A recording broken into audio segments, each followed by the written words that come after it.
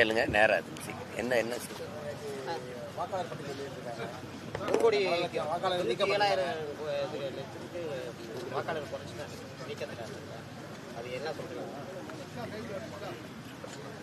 என்ன சொல்றீங்கன்னு என்கிட்ட கேட்டா இது நடக்கும்னு தெரியும். முதல்ல சொன்னது நாங்கள் முதல்ல இருந்தே சொல்லிட்டு இருக்கோம். சிறப்பு வாக்காளர் திருத்தம்னு சொன்னாங்க. இதுல இது எங்க இருக்குது? 1 கோடி வாக்கை எடுக்கிறது எப்படி திருத்தமா? பிழை திருத்துறதுன்னா பிழையை தானே திருத்தணும். மொத்தமா அடிச்சுட்டு எழுதுவோங்கிறது எப்படி இருக்குது? நீங்க ஒரு களை எடுக்க போறிய தோட்டத்துலன்னா களையை தானே பார்த்து எடுக்கணும். மொத்தமா உழுதுட்டு மறுபடியும் விதப்போம்னா ஒரு குறுகிய காலத்துக்குள்ள இப்ப 1 கோடி வாக்காளர்கள் இது எப்படி மறுபடியும் நம்ம விடுபட்டது யாரா இருக்குன்னு எப்படி பதிவு செஞ்சு மறுபடியும் நம்ம வாக்கை எப்படி தக்க வைக்கிறது? காலம் எவ்வளவு இருக்கு? எப்படியும் நீங்க இந்த பிப்ரவரியில தேர்தல் அறிவிப்பீங்க. டிசம்பர் முடிஞ்சிருச்சு. இப்ப 2 மாசத்துக்குள்ள எப்படி இதை சரி பண்றது? ஜனவரி 18 வரைக்கும் அதுக்கு டைம் கொடுத்திருக்காங்க. விடுபட்டவர்கள் சேர்க்கறது போறதெல்லாம் இவ்வளவு பதட்டமான சூழல்ல இந்த நாட்டுல மக்களுக்கு இருக்கிற குடிமக்களுக்கு இருக்க கடைசி மதிப்புமிக்க உரிமையே இந்த வாக்கு தான். அதை காப்பாத்திக்கிறதுக்கே பெரும் போராட்டமா இருக்கு. இப்ப யாரை போய் தேடி வேலையை விட்டுட்டு போய் என் வாக்கு இல்லைன்னா அங்க போய் சேர்த்து பதிவு பண்ணி கொடுத்து எப்படி விடுபட்டுச்சு? அப்ப என்னமா வேலை செஞ்சீங்க? சரி பார்க்கிறேன்னு நீங்களே எப்படி 1 கோடி வாக்குங்கிறது எவ்வளவு பெரிய எண்ணிக்கை? அது எவ்வளவு பெருத்த எண்ணிக்கை? எத்தனை தொகுதி இது? அங்க 81 லட்சம் வாக்கு எடுத்தீங்க. பீகார்ல 81 லட்சம் வாக்குல அதிகப்படியா இஸ்லாமியர் வாக்கு எடுத்தீங்க. உங்களுக்கு எந்தெந்த வாக்கு இல்லையோ அதெல்லாம் தூக்குனீங்க. 40 லட்சம் வாக்குக்கு மேல இங்க அவங்களுக்கு இல்லாத வாக்கை எடுத்திருக்கோம். இப்படிதான் இது நடந்திருக்கும்.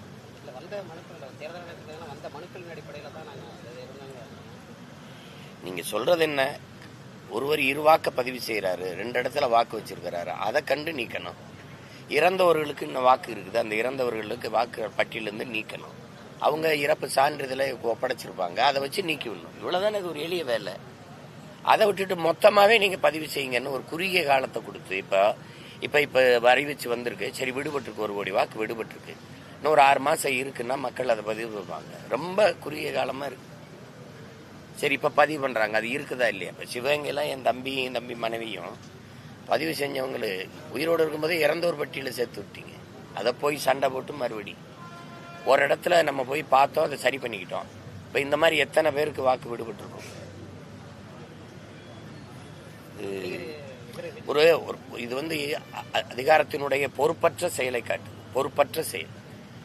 தன் குடிகளுக்கு கொடுக்க வேண்டிய மதிப்புமிக்க உரிமையவே அது பாதுகாத்து கொடுக்கல அப்படின்னா எவ்வளவு பொறுப்பற்ற செயல். அதான் திரும்ப திரும்ப சொல்றேன். அன்னைக்கு வாக்காளர்கள் தங்களுக்கான ஆட்சியாளர்களை தேர்வு செஞ்சாங்க. இன்னைக்கு ஆட்சியாளர்கள் தங்களுக்கான வாக்காளரை தேர்வு செய்யறாங்க. அதான் கொடுமையா இருக்கு. அத களத்துல இருக்கிறவங்க களத்துல இருக்கிறவங்களை பத்தி பேசுவோம். களத்துல யார் இருக்கா? கட்சி ஆரம்பிச்சு விக்கிரவாண்டி தேர்தலில் நிக்காம ஏன் பண்ணாரு? கட்சி ஆரம்பிச்சு ஈரோடு கிழக்குல அதே அங்க கடப்பாறை இருந்துச்சு, அங்க நிக்க வேண்டியதானே? கடப்பாறை பிறந்த ஊர்ல திமுகவும் நாம் தமிழர் கட்சியும் தானே மோதிச்சு ஈரோடு கிழக்குல. எல்லாரும் போயிட்டாங்களே. இந்தியாவை ஆண்டு கொண்டிருக்க பாரதிய ஜனதா வரல, ஆண்ட அதிமுக வரல. களத்துக்கே வராதவர் களத்தை பத்தி பேசுறதா ரொம்ப நகைச்சுவையா இருக்கு. களத்துக்கு ஏன் வரல? 24 பாராளுமன்ற தேர்தலில் உங்க கொள்கை எதிரியை வீழ்த்த நீங்க எவ்வளவு களத்துக்கு வந்தீங்க? அதெல்லாம் சிரிச்சுட்டு போயிடணும். அப்படியே சிரிச்சுட்டு போயிடணும். ஈரோடு கடப்பாறை பெரியார்னு யாரை சொன்னாரு?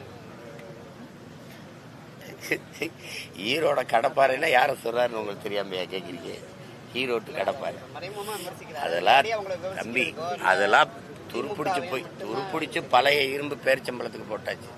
நீங்க போய் கடப்பாறை இன்னும் கம்பின்லாம் சொல்லிட்டீங்க. என்னடா துருப்பிடிச்சு பழைய இரும்பு பாத்திரங்களுக்கு பேரிச்சம்பளம்னு அது தூக்கி போட்டாச்சு. இதெல்லாம் வேற ஏதாவது உருப்படியா கேளுங்க. காலையிலே செயல்பாடு தேர்தலை முன்னெடுத்த பல்வேறு நிலைகளை விழிப்புணர்வு பண்றாங்க.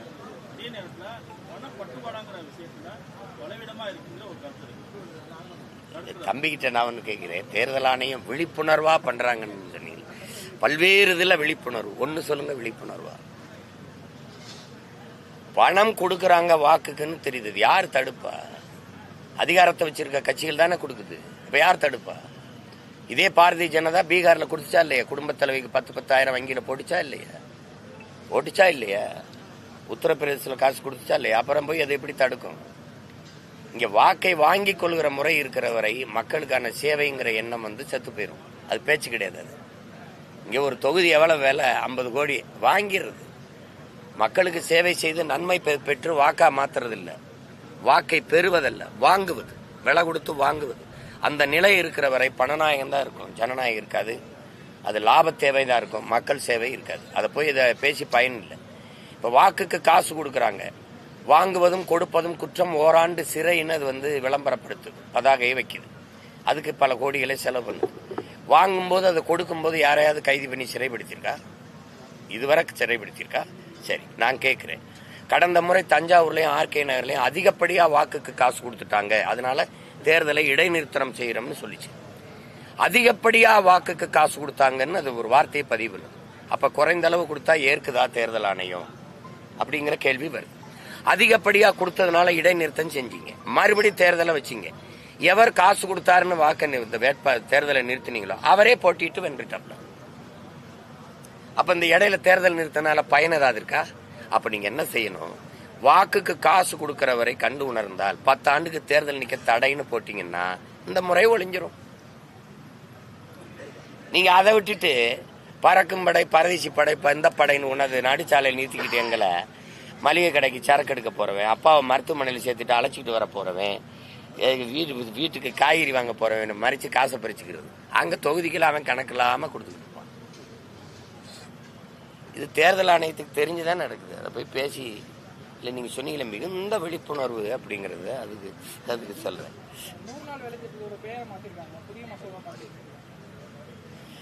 அது அவங்களுக்கு வழக்கமாக தானே.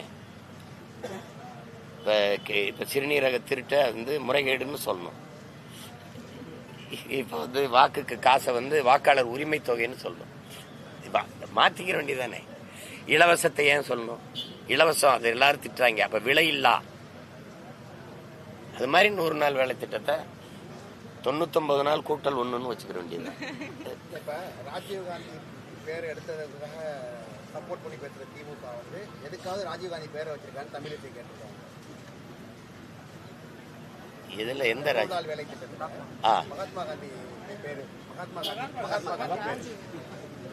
மகாத்மா காந்தி பேரை வச்சிருக்காங்களா? அப்போ மகாத்மா காந்தி ஊரக வேலைவாய்ப்பு திட்டம்ன்ற பேரை எடுத்துட்டு தான் இப்ப மாத்துறாங்க. மத்திய அரசு 125 நாளா அந்த வேலைவாய்ப்பு திட்டம் கொண்டு வராங்க. அதுக்கு தமிழுக்கு என்ன சொல்லிருக்காங்கன்னா, இதுக்கு பேசுற திமுக எந்த திட்டத்துக்காவது மகாத்மா காந்தி பேரை வச்சிருக்காங்களான்னு கேட்டிருக்காங்க. சரி, ஏதாவது சரி, பாரதிய ஜனதா எத்தனை திட்டத்துக்கு தான் இதுக்கு முன்னாடி வச்சிருக்குது? இந்த நாட்டின் அடையாளம்ங்கிறது, இந்த நாட்டை விட்டு நீங்க வெளியில போனீங்கன்னா அண்ணல் காந்தியடிகளும் அண்ணல் அம்பேத்கரும் தான். இந்த நாட்டை விட்டு வெளியில போனீங்க, நீங்க வேணா பயணம் பண்ணி போய் வல்லபாய் பட்டேல்னு பேசி பாருங்க. ஏதாவது ஒரு நாட்டில் வல்லபாய் பட்டேலை யாருக்காவது தெரியுதான்னு பாருங்க. காந்தியை தெரியுதா, அண்ணல் அம்பேத்கரை தெரியுதா, அல்லது இந்த வல்லபாய் பட்டேலே தெரியுதா? அவருக்கு எதுக்கு 3000 கோடியில் அவ்வளவு பெரிய செலவு வச்சிங்க? எதுக்கு? ஏன்னா RSS மேல இருந்த தடையை அவர் நீக்கினார். அதை தவிர என்ன எதுக்காக வச்சிங்க அவருக்கு அவ்வளவு பெரிய செலவு? அதே குஜராத்தில் ஏன் காந்திக்கு வைக்கல? இதை நீங்க காந்தியை போட்டுறதா? மற்ற கட்சியை கேள்வி கேட்கறதுக்கு முன்னாடி நீங்க அதுக்கான நேர்மையை தகுதியை வச்சுக்கிட்டு பேசணும். வேற பொங்கல் பணம் தரணும்னு சொல்லி எடப்பாடி கூட 5000 ரூபாய் தரணும் அரசுன்னு சொல்லியிருக்காரு. இது பலது நம்ம சொல்லிட்டோம். அவங்க ஆட்சியில் இருக்கும்போது 5000 கொடுக்கணும்னு திமுகவை சொல்வதும், திமுக எதிர்கட்சியா இருக்கும்போது அதிமுக 5000 கொடுக்கணும்னு சொல்றதும் இது வாடிக்கை.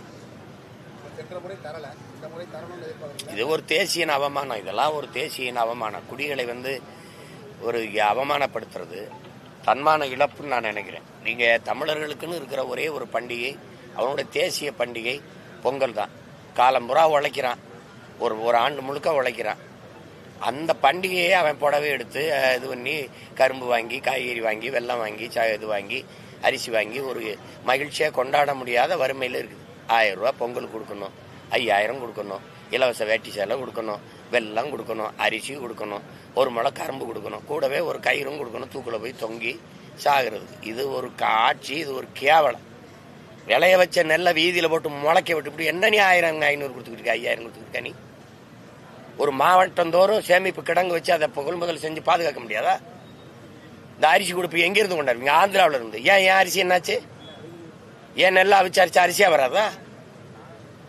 இதெல்லாம் ஒரு கேடுகட்ட ஆட்சி முறை. இதெல்லாம் ஒரு கொடுமையான ஆட்சி முறை. இது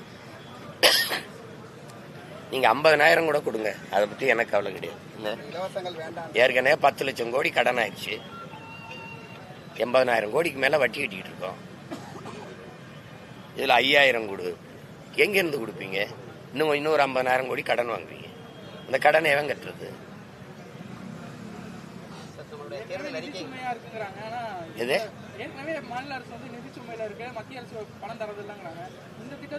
அதை பத்தி நம்ம கவலைப்பட வேண்டியது இல்லை. ஏன்னா இவங்க கட்சி அரசியல், தேர்தல் அரசியல் தான் செய்வாங்க, செய்தி அரசியல், விளம்பர அரசியல் தான் செய்வாங்க.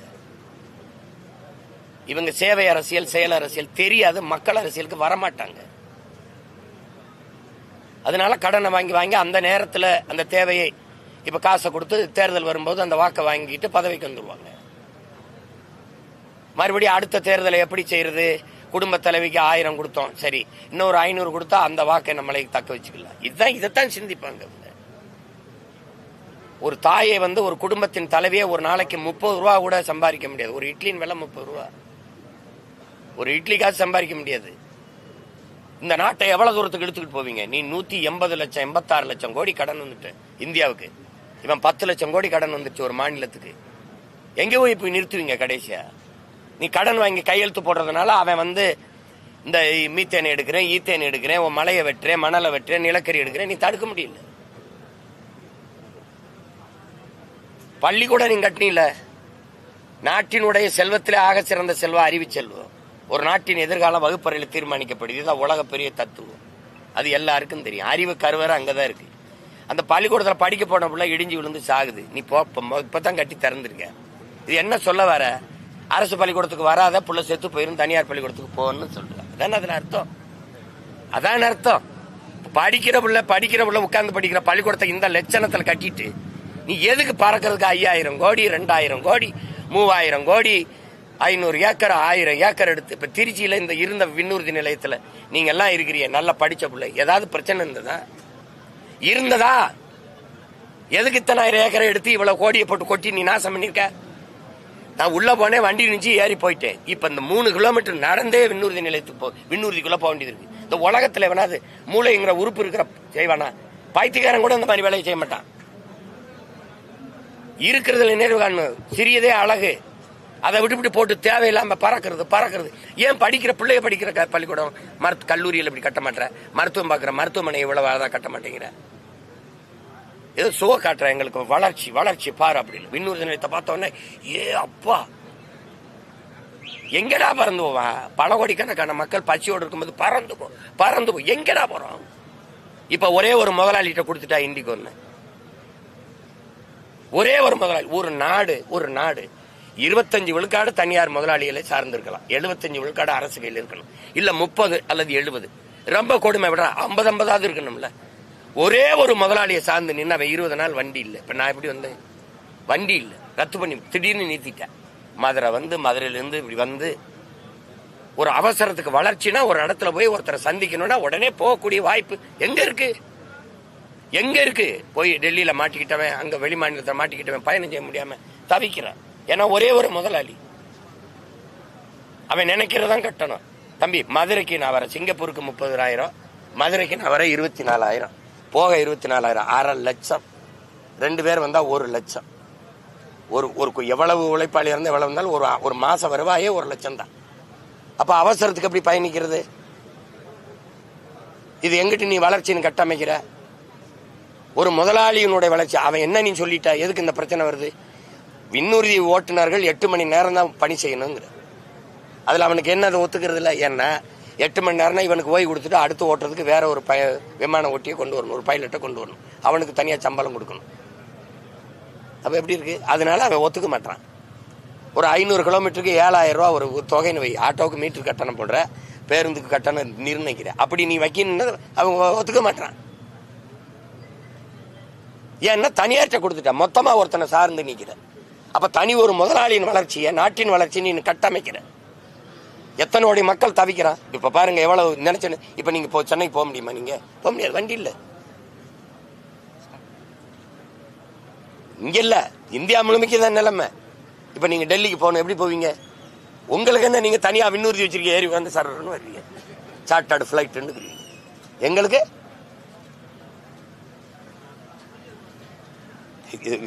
இவங்க மாதிரி ஒரு கொடுமை கணங்களை நீ எங்க போய் பேசுவீங்க? நீங்க 1,00,000 வாக்குகளுக்கு மேல நீக்கப்பட்டிருக்கு. கடந்த 4 மாதங்களுக்கு முன்பே மத்திய இணையமைச்சர் அனுராக் தாக்கூர் இந்த தொகுதியில 19,000 வாக்குகள் போடப்பட்டிருக்கு சந்தேகத்திற்காக. அது மட்டும் இல்லாம 9,000 கள்ள வாக்குகள் பதிவாயிருக்கு பாராளுமன்றத்திலேயே எடுத்துரைச்சிருக்காரு. இப்போ 1,00,000 வாக்குகளுக்கு மேல. நீ அதை எதுக்கு சொல்றீங்க? எதுக்கு சொல்றீங்க?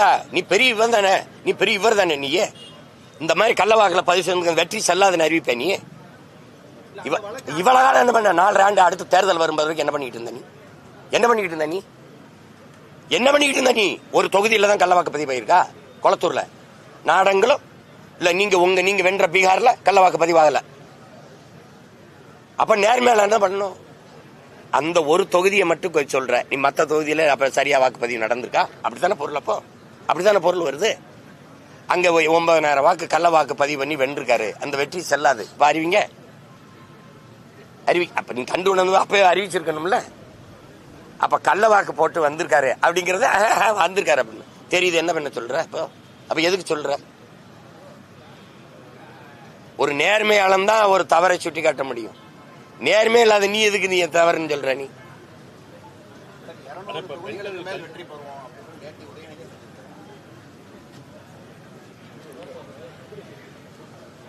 200 தொகுதியை வாங்கிடுவோம் சொல்றல. வெற்றி பெறுவோம்னா எப்படி வெற்றி பெறுவோம்?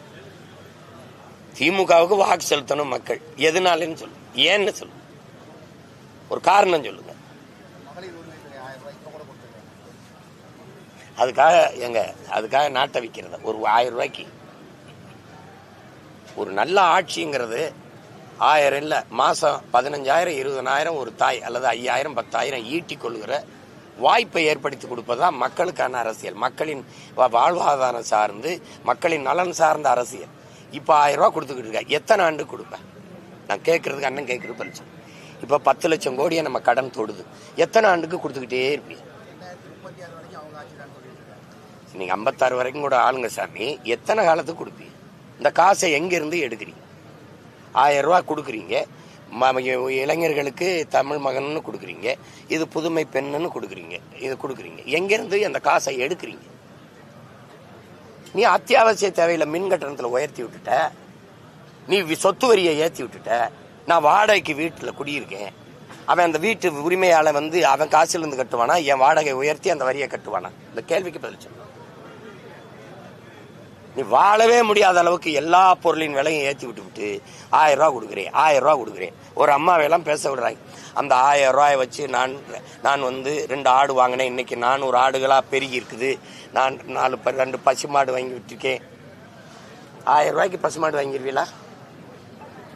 ஏண்டா சொல்றவன் பைத்தியக்காரன், பக்கத்தில் உட்காந்துருக்கேன் பைத்தியக்காரனா, கேடு கெடுக்கவும் பைத்தியக்காரன் நினைச்சுக்கிட்டு என்ன இப்படி? ஏங்க என்ன ஒரு அளவு இல்லையா? பொய் சொல்ல வேண்டியதான். அதுக்காக பொய்யவே புலமை மாதிரி பாடப்படாது. என்னடா பெண் உரிமை, கல்வி உரிமை, அடிமைத்தனத்திலிருந்து மீள்ங்கிறதுக்காக பெரியார் போராடுறது ஒரு அரசியல்வாதத்துக்கு அவர் போராடுறாரு. ஆனா நீங்க ஒவ்வொருத்தருமே பெரியார் விமர்சிக்கிறீங்க. நீங்க ஒரு அரசியல்வாதத்துக்காக பேசுறீங்க. பெண் உரிமை கல்விக்கு போராடினார்னு சொல்ற உங்களை நினைச்சு நான் ரொம்ப பரிதாபப்படுறேன். இது இடம் இல்ல, இது சாயந்தரம் வாங்க. என்ன போராடினார்? அதுக்கு கூட்டம் வச்சிருக்கோம்.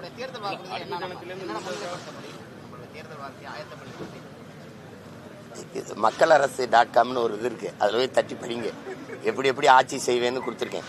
பொறுங்க, நான் போட்டு காட்டுங்க எப்படி ஆட்சி செய்யறேன். இப்ப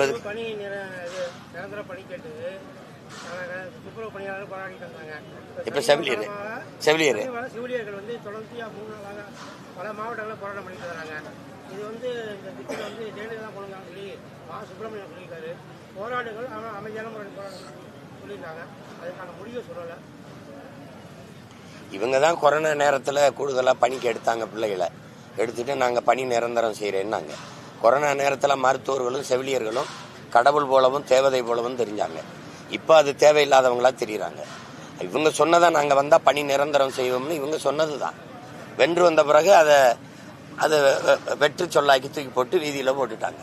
செவிலியர் மட்டும் இல்லை, மருத்துவர் போராடுறாங்க, ஆசிரியர் பெருமக்கள் போராடுறாங்க, பணி நிரந்தரத்துக்கு பகுதி நேர ஆசிரியர்கள் பணி நிரந்தரத்துக்கு போராடுறாங்க, பணி தேர்வு செஞ்சுட்டு பணி நியமிங்கன்னு சொல்லி போராடுறாங்க, போக்குவரத்து தொழிலாளர்கள் மறுபடியும் ஆசிரியர் பெருமக்கள் அரசு பணியாளர்கள் பழைய ஓய்வு திட்டத்துக்கு போராடுறாங்க. நாடே போராட்ட களமா இருக்கு. ஆனாலும் அதிகாரத்தில் உட்கார்ந்துக்கிட்டு நாங்க நல்ல ஆட்சி கொடுத்துட்டோம் அப்படின்னு சொல்றத நீங்க தினம் கேட்டுக்கிட்டு இருக்கீங்க.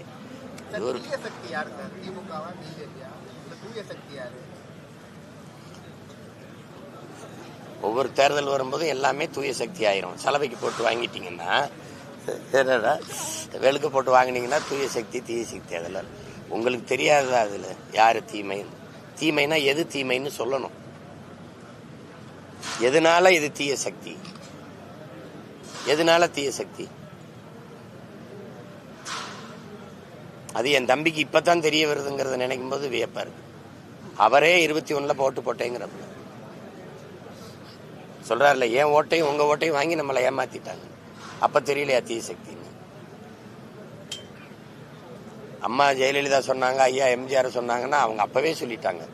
அது ஏன் இப்பதான் அவருக்கு நினைவுக்கு வருது? இவர் வாக்கு செலுத்தும் போது ஏன் வரல?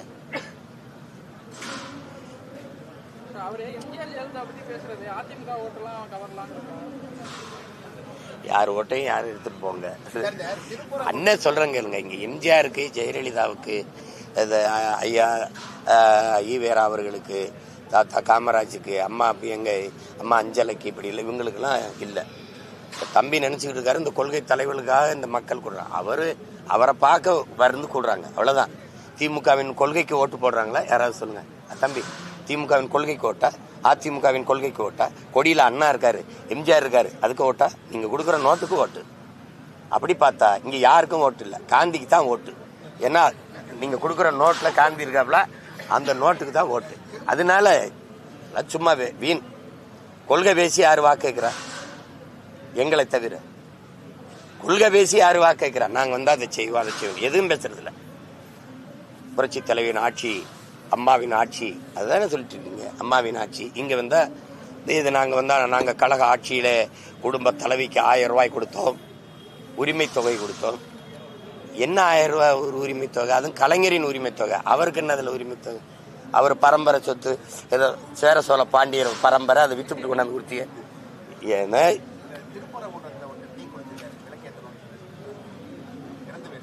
அதெல்லாம் அவசியமற்றது. விளக்கேற்றுறது இதெல்லாம் இந்த மாதிரி முடிவுகள்லாம் தப்பானது. அறிவார்ந்த சமூகம் அதை செய்யக்கூடாது.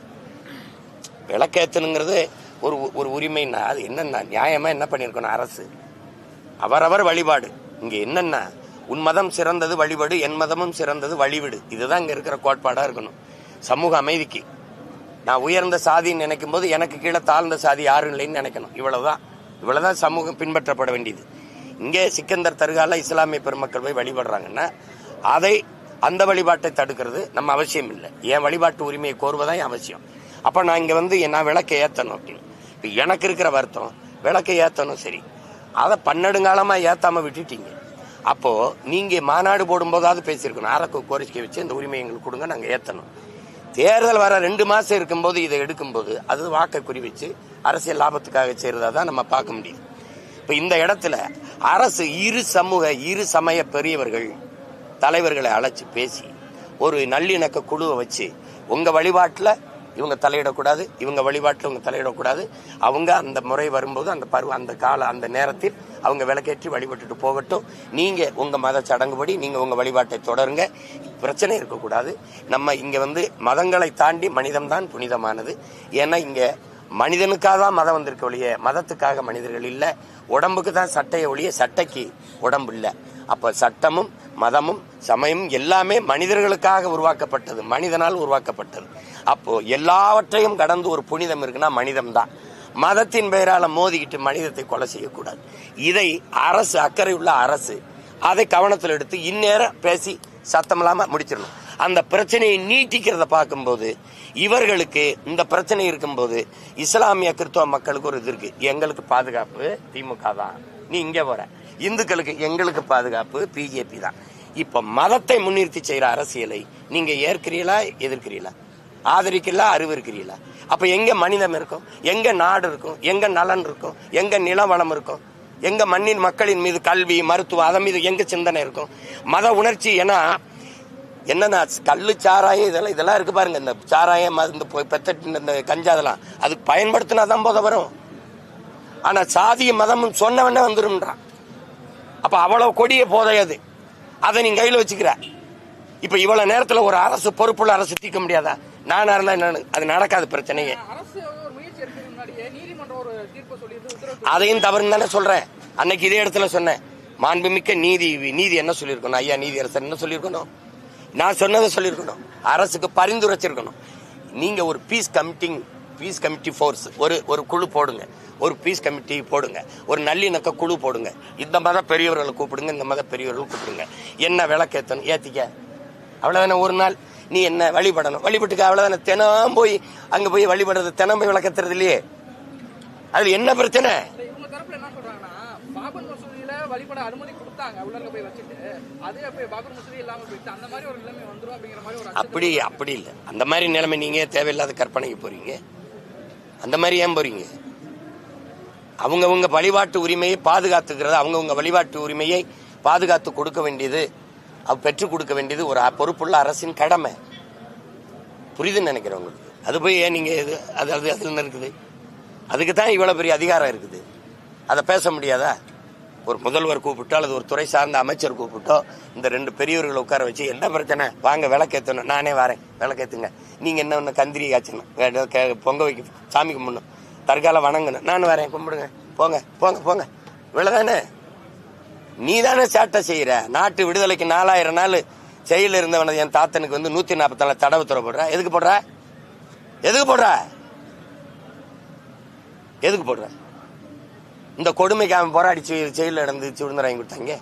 செத்து போன பிறகும் ஜெயில வச்சிருக்க, சிலையாவும் சிறையில் வச்சிருக்க. எங்கேயாவது ஐயா ஈவேரா சிறையில் இருக்க. ஆனா என் தாத்தன் காமராஜ் ஜெயில இருப்பாப்ல, என் தாத்தன் முத்துராமலிங்க ஜெயில இருப்பாப்ல, பார்த்துருக்கீங்க. இவங்க உயிரோடு இருந்தபோது போராடி ஜெயில இருந்து விடுதலை ஆகி கொடுத்தாங்க. செத்த பிறகு சிலையா வச்சு என்ன சமூக நல்லிணக்கம் உடச்சு போடுவான. சரி நான் வந்துடுறேன், வந்து உட்காந்துறேன், யாராவது இடிக்க சொல்லு பார்ப்போம். சார் இந்த கருப்பு சாப்பிட வந்திருக்கீங்க, அது புரியுது. 200 இடம் ஜெயிக்கணும்ல.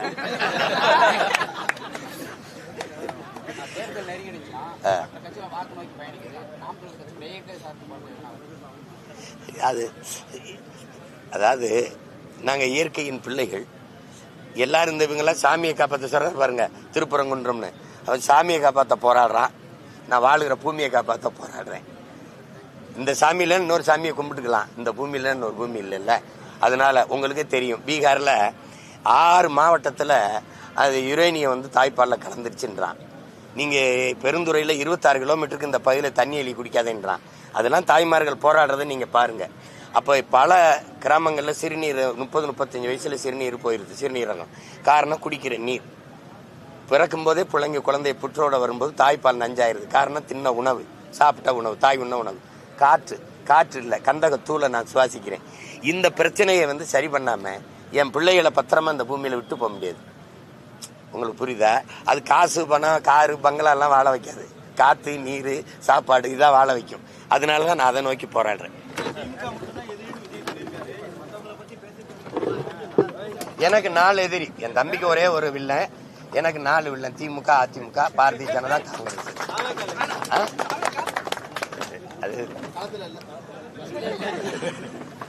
அது போய் எதுக்கு தம்பி கட்சி, அதை போய் அது தட்டி தான் கொடுக்கணும்.